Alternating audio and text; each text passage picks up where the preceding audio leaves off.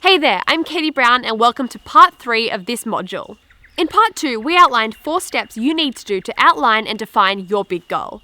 So if you haven't seen part 2 yet, I recommend jumping back to that video to make sure your big goal is ready and prepared for this video. In this video, we're going to break down your big goal into a series of smaller goals and create a practical and tangible roadmap to success. A great way to understand the significance of these mini goals is to put it into the context of this famous quote by Bear Bryant, an old-timey US football coach. "It's not the will to win, but the will to prepare to win that makes the difference." In the context of achieving your dream ATAR, what this means is setting aside an afternoon to strategically reverse engineer marks you need for each of your subjects that will combine collectively to give you your dream ATAR. And so, effectively by doing so, you can measure and manage your progress towards your big goal. Step 1. So first you'll need to know the marks that you'll need to get in each of your subjects to get the ATAR that you want. There are some great ATAR calculators out there. We recommend using a few of them to form a baseline range because they can give some varied results. Try to be as realistic as possible when you're using these tools, and give yourself marks based on your perceived strengths and weaknesses on all of the subjects that you're doing. You should complete this exercise at least twice. Once to determine your estimated mark based on past performances up until now, and second, to forecast the minimum mark that you'll need to achieve for each subject in order to get your dream ATAR. It goes without saying that you want to try and achieve the best possible mark that you can. But it's also great to have a minimum mark to set the expectations required. Step 2. Once you know the marks that you need for each project, you can now plan your approach to each subject and the mini goals that you'll use to achieve them. One way is to set targets based on regular time intervals like week to week or month to month.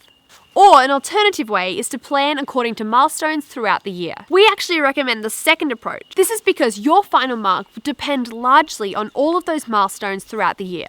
Here are some milestones you should look to set goals around for each subject. Number 1, assignments. Number 2, exams. Number 3, in-class assessments. Number 4, any additional projects or works that need to be submitted throughout the year.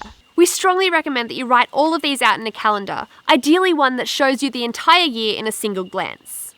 Big wall calendars are fantastic for this because you can get a bird's eye view at all of your future milestones. Now for each of these milestones, you need to aim to hit the minimum mark for each subject. So if you need an 80% in that subject, then you will need to aim for 80% for all of your exams and assignments throughout that year. If you've fallen behind a little bit, you might want to aim a little bit higher so you can average out the mark for that subject. Step 3. You should also apply mini goals to your studying routine. We'll cover how you should approach studying in detail in the study skills module. But for the purpose of creating study-related mini goals, try the following. Systematically break down all of your subjects into bite-sized pieces. This could either be chapter by chapter or syllabus point by syllabus point. Then create goals around these little bite-sized pieces that facilitate you learning the content.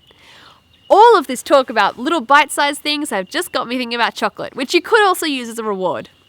Anyway, these mini goals could be in terms of making study notes, doing revision, or doing past papers, and systematically breaking down all of the components of each subject. It's all about having a systematic approach that helps these mini goals and helps you create an actionable roadmap to success.